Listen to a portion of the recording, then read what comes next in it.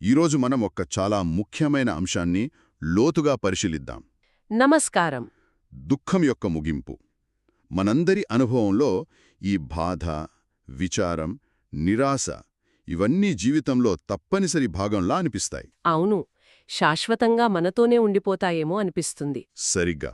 కాని మనకు లభించిన ఆధారాలు ఒక విభిన్నమైన చిత్రాన్ని చూపిస్తున్నాయి. చాలా ఆశాజనకమైన చిత్రాన్ని. దుఃఖమనేది ఒక శిక్ష కాదు, అదొక షరతులపై ఆధారపడిన ప్రక్రియ అని చెబుతున్నాయి. అంటే ఆ కారణాలను తొలగిస్తే దుఃఖం కూడా అంతమవుతుంది. ఈ ఆలోచనే విముక్తి మార్గానికి పునాది. సమస్యను అర్థం చేసుకోవడంలోనే పరిష్కారం దాగి ఉందన్నమాట. సరిగ్గా. ఈరోజు మనం విముక్తి యంత్రాంగం మరియు దుఃఖ నిరోధం అనే అంశంపై, ముఖ్యంగా అంగుత్తర నికాయ 3.61 అంటే తిత్తసుత్త నుండి పొందిన జ్ఞానాన్ని విశ్లేషించబోతున్నాం. మంచిది. మన లక్ష్యం దుఃఖం ఎలా అంతమవుతుంది అనే ఆ ప్రక్రియను విడమర్చి అర్థం చేసుకోవడం. ఆ శక్తి మన చేతుల్లోనే ఎలా ఉందో తెలుసుకోవడం. సరే, ఇక విషయంలోకి వెళ్దాం. ఆధారాలు దుఃఖం ఎలా పుడుతుందో చెప్పడం కంటే అది ఎలా ఆగిపోతుందో చెప్పడంపై ఎక్కువ దృష్టి పెడుతున్నాయి. అవును. ఆధారపడిన నిరోధం అంటే నిరోధ అనే ఈ ప్రక్రియతో మొదలు పెడదాం. ఇది చాలా ఆసక్తికరమైన విషయం. ఎందుకని? ఎందుకంటే సాధారణంగా మనం ఆధారపడిన ఆవిర్భావం అంటే పటిచ సముపాద గురించి వింటాం. అవును, దుఃఖం యొక్క పుట్టుకను వివరించేది. సరిగ్గా. అజ్ఞానం వల్ల సంస్కారాలు, సంస్కారాల వల్ల విజ్ఞానం, ఇలా ఆ 12 లంకెలున్న గొలుస ఎలా దుఃఖానికి దారితీస్తుందో చూపిస్తుంది. అదొక సమస్య యొక్క నిర్ధారణ లాంటిది. అవును. కాని మనమిప్పుడు చర్చిస్తున్న ఈ నిరోధ ప్రక్రియ దానికి పూర్తిగా వ్యతిరేకం. చికిత్స లాంటిది. ఖచ్చితంగా. అదే గొలుసుకట్టును వెనక్కి ఎలా విడదీయాలో, దుఃఖాన్ని మూలాలతో సహా ఎలా పెకిలించాలో వివరిస్తుంది. అంటే ఒక సమస్య ఎలా ఏర్పడిందో అర్థం చేసుకుంటే దాన్ని ఎలా పరిష్కరించాలో కూడా అర్థమవుతుంది. అంతే. ఈ నిరోధ గొలుసులో మొదటి లెంకే అత్యంత ముఖ్యమైనది అజ్ఞానం తొలగిపోవడం అని ఆధారం చెబుతోంది. అవును, మూల కారణం అదే. ఇది వినడానికి చాలా సరళంగా ఉంది. కేవలం తెలియకపోవడం అనే దాన్ని తొలగిస్తే ఇంత పెద్ద దుఃఖరాశి ఆగిపోతుందా? మంచి ప్రశ్న. ఇక్కడ అజ్ఞానం అంటే కేవలం సమాచారం తెలియకపోవడమేనా? కాదు, అంతకంటే చాలా లోటైనది. ఇక్కడ అజ్ఞానం అంటే అవిద్య, పుస్తక పరిజ్ఞానం లేకపోవడం కాదు. మరి? ఇది ఒక ప్రాథమికమైన అపార్థం. వాస్తవికతను ఉన్నది ఉన్నట్లుగా చూడలేకపోవడం. ఉదాహరణకి? అంటే అనిత్యమైన వాటిని నిత్యమైనవిగా చూడటం, దుఃఖాన్నిచ్చే వాటిలో సుఖాన్ని వెతకడం, ఆత్మ కాని వాటిని ఆత్మగా భ్రమపడటం. ఓ సరే, ఇది ప్రపంచం పనిచేసే తీరుపై ఒక ప్రాథమిక అపోహ అన్నమాట. అవును, నిప్పు కాల్తుందని తెలియని వ్యక్తి దాన్ని ముట్టుకుంటాడు. సమస్య నిప్పుది కాదు. నిప్పు స్వభావం తెలియని ఆ వ్యక్తి అజ్ఞానానిది. సరిగ్గా. అలాగే మన అనుభవాల యొక్క అనిత్య, అసంతృప్తికర స్వభావాన్ని గ్రహించకపోవడమే ఈ అజ్ఞానము. అర్థమైంది. అంటే ఇది వాస్తవికతకు మన అవగాహనకు మధ్య ఉన్న అంతరం. అవును. ఆ అజ్ఞానం పూర్తిగా శేషం లేకుండా తొలగిపోయినప్పుడు దాని స్థానంలో జ్ఞానం అంటే విద్య ఉదయిస్తుందని ఆధారం చెబుతోంది. దాని తర్వాత జరిగే మార్పేమిటి? ఆ జ్ఞానోదయం కలిగినప్పుడు, అంటే వస్తువుల నిజస్వభావం స్పష్టంగా కనిపించినప్పుడు మన ప్రతిస్పందనలు మారిపోతాయి. ఎలా? సంస్కారాలు అంటే కర్మలను సృష్టించే మానసిక ప్రేరణలు, అలవాటుగా మారిన మన ప్రవృత్తులు ఆగిపోతాయి. అంటే మన రియాక్షన్స్. అవును. సాధారణంగా ఒక అనుభవం ఎదురైనప్పుడు మనం అజ్ఞానంతో వెంటనే ఇష్టం అంటే రాగం లేదా అయిష్టం అంటే ద్వేషంతో ప్రతిస్పందిస్తాం. ఇవే సంస్కారాలు. ఇవే మన భవిష్యత్తు అనుభవాలకు బీజాలు వేస్తాయి. కానీ జ్ఞానముదయించినప్పుడు ఆ గుడ్డి ప్రతిస్పందన ఆగిపోతుంది. దాని స్థానంలో స్పష్టమైన గ్రహింపు, సమచిత్తం వస్తాయి. ఒక విధంగా చెప్పాలంటే సంసార చక్రానికి ఇంధనం అందటం ఆగిపోతుంది. అంటే ఒక డామినో ఎఫెక్ట్ లాంటిది. కాని వ్యతిరేక దిశలో. అవును. మొదటి డామినో పడకుండా ఆపితే మిగతావి కూడా నిలబడిపోతాయి. సరిగ్గా.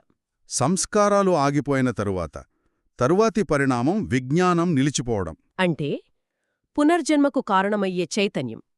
ఆ చైతన్యం ఒక కొత్త ఉనికిని వెతుక్కోవడం ఆగిపోతుంది. ఆ తర్వాత నామరూపాలు అంటే మనస్సు, శరీరం, 6 ఇంద్రియాలు, స్పర్శ, వేదన, తృష్ణ. గొలుసులోని ప్రతి లంకే వరుసగా నిలిచిపోతుంది.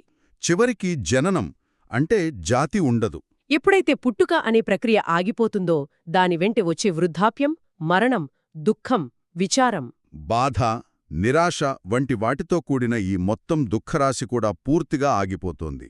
ఈ గొలుసులోని ప్రతి అడుగు చాలా తార్కికంగా ఒకదానికొకటి ముడిపడి ఉంది. ఇది విశ్వాసం మీద ఆధారపడిన సిద్ధాంతం కాదు. కాదు, ఇది ఒక విశ్లేషణాత్మకమైన, ధృవీకరించుకోగల మానసిక ప్రక్రియ యొక్క వివరణ.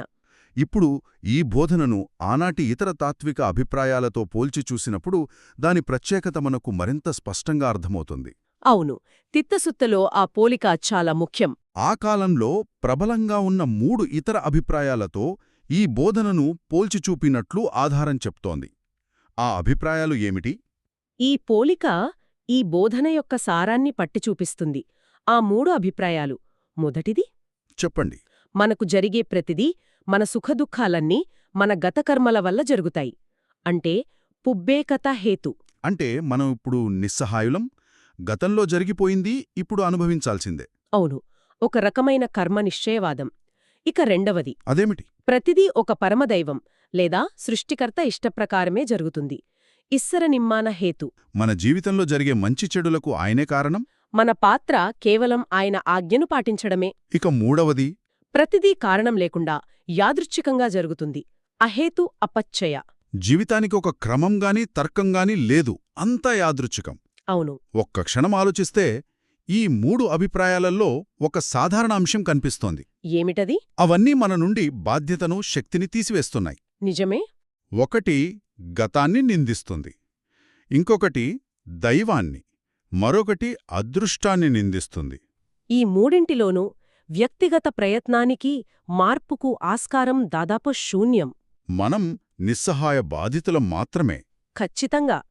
మీరు పట్టుకున్న పాయింట్ చాలా ముఖ్యమైనది.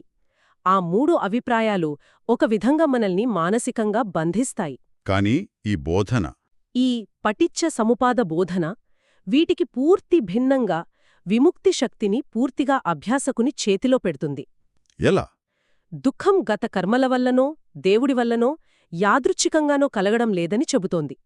అది వర్తమానంలో ఉన్న అజ్ఞానం, తృష్ణ వంటి కారణాల వల్లే కలుగుతోందని స్పష్టం చేస్తోంది. కారణం వర్తమానంలో ఉన్నప్పుడు పరిష్కారం కూడా వర్తమానంలోనే ఉంటుంది. అజ్ఞానాన్ని తొలగించటం ద్వారా దుఃఖాన్ని అంతం చేయవచ్చని చెప్పడం ద్వారా మన విముక్తికి మనమే బాధ్యులమని చెబుతోంది. మనమే శిల్పులం. ఇది నింద నుండి బాధ్యత వైపు, నిస్సహాయత నుండి సాధికారత వైపు నడిపించే మార్గం. ఇందులో శేషం లేకుండా తొలగిపోవడం అంటే అశేష అనే పదం యొక్క ప్రాముఖ్యతను కూడా ఆధారం నొక్కి చెబుతుంది. అవును, అది చాలా ముఖ్యం. అంటే అజ్ఞానం కొద్దిగా తగ్గితే సరిపోదు, అది పూర్తిగా నిశ్శేషంగా తొలగిపోవాలి. ఇది చాలా కఠినమైన ప్రమాణంలా అనిపిస్తోంది. నిజమే. ఎందుకు అంత సంపూర్ణత అవసరం? ఇది చాలా ఆచరణాత్మకమైన విషయం.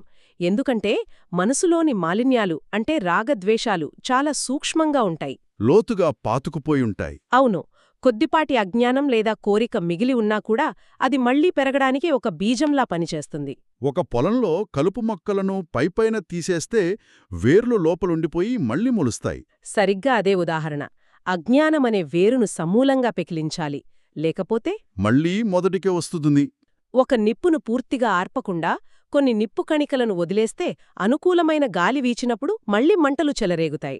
అలాగే మనసులో మిగిలిపోయిన సూక్ష్మమైన మాలిన్యాలు మళ్లీ దుఃఖానికి కారణమవుతాయి. అందుకే విపశ్యన వంటి ధ్యాన అభ్యాసాలు మనసు యొక్క ప్రతి పొరను శోధించి ఈ మిగిలిపోయిన కణికలను కూడా గుర్తించి తొలగించడానికి సహాయపడతాయి. తొలగిపోవడం సంపూర్ణంగా జరిగినప్పుడే విముక్తి శాశ్వతంగా ఉంటుంది. ఖచ్చితంగా. అంటే ఇది కేవలం ఒక తాత్విక అవగాహనతో ఆగిపోయేది కాదు. ఇది నిరంతర అభ్యాసం, ఆత్మపరిశీలన ద్వారా సాధించాల్సిన స్థితి. అవును. దీన్ని ఆధారం ఒక సూత్రంతో ముగిస్తుంది. ఇది లేనప్పుడు అది రాదు. దీని నిరోధం నుండి అది నిరోధించబడుతుంది. ఇది కారణకార్య సంబంధం యొక్క అత్యంత స్పష్టమైన నిర్వచనం. అవును. పాలీలో దీనికి చాలా ప్రాముఖ్యత ఉంది. ఇమస్మిం అసతి ఇదం న హోతి, ఇమస నిరోధ ఇదం నిరుజ్జతి. అద్భుతం. అజ్ఞానం అనే కారణం లేనప్పుడు దుఃఖమనే కార్యం పుట్టదు.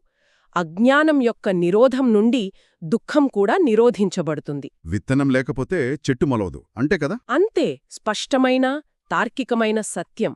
ఈ అవగాహన మనకు భయాన్ని పోగొట్టి ధైర్యాన్నిస్తుంది. ఎందుకంటే సమస్య యొక్క మూలం మనలోనే ఉంది. కాబట్టి పరిష్కారం కూడా మనలోనే ఉంది.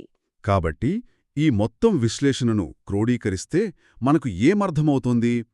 విముక్తి అనేది ఎక్కడో బయటి నుండి వచ్చే వరం కాదు. మరణానంతరం లభించే బహుమతి అంతకన్నా కాదు. అది మన అంతర్గత అవగాహనను పెంపొందించుకోవటం ద్వారా, మనసు పనిచేసే విధానాన్ని అర్థం చేసుకోవటం ద్వారా, ఇక్కడే ఇప్పుడే సాధించగలిగే ఒక ప్రక్రియ. దుఃఖం యొక్క మూలకారణాన్ని అర్థం చేసుకుని దాన్ని ఛేదించే శక్తి మనలోనే ఉంది. ఇది చాలా ఆశాజనకమైన, శక్తివంతమైన సందేశం. నిస్సందేహంగా ఇది సమస్యను, పరిష్కారాన్ని మన అనుభవ పరిధిలోనే ఉంచుతుంది. మనం బాహ్య శక్తుల మీద ఆధారపడాల్సిన అవసరం లేదు. మన మనసు యొక్క పనితీరును అర్థం చేసుకోవడం ద్వారా మనమే మన విధిని నిర్మించుకోవచ్చు. ఇది మానవ సామర్థ్యంపై అపారమైన నమ్మకాన్ని ప్రకటిస్తోంది. ఇప్పుడు ఈ మొత్తం విశ్లేషణ ఆచరణకు సంబంధించి ఒక ముఖ్యమైన ప్రశ్నను లేవనెత్తుతుంది. చెప్పండి. మన ఆధారాలు, అజ్ఞానం మరియు సంస్కారాల గురించి మాట్లాడాయి. అవును, అవి చాలా పెద్ద పదాలుగా అనిపించవచ్చు. కానీ ఒక్క క్షణం ఆలోచిద్దాం. ఈ అజ్ఞానం మరియు సంస్కారాలు మన రోజువారీ జీవితంలో, మన ఆలోచనలలో, మన ప్రతిస్పందనలో నిరంతరం ఎలా వ్యక్తమవుతున్నాయి? అంటే కంటికొక రూపం కనిపించినప్పుడు, చెవికొక శబ్దం వినిపించినప్పుడు, మనస్సులో ఒక ఆలోచన వచ్చినప్పుడు మనలో వెంటనే ఒక సూక్ష్మమైన ఇష్టం లేదా అయిష్టం కలుగుతుంది. సరిగ్గా గమనించకుండానే మనం దాన్ని పట్టుకోవడానికో లేదా నెట్టివేయడానికో ప్రయత్నిస్తాం. ఆ అప్రయత్నంగా అలవాటుగా జరిగే ప్రతిస్పందనే సంస్కారం. దాని వెనుక ఉన్న అపార్థమే అజ్ఞానం. బహుశా దుఃఖ నిరోధానికి మొదటి అడుగు ఈ సూక్ష్మమైన, క్షణక్షణం జరిగే మానసిక ప్రక్రియలను గమనించడంలోనే ఉందేమో.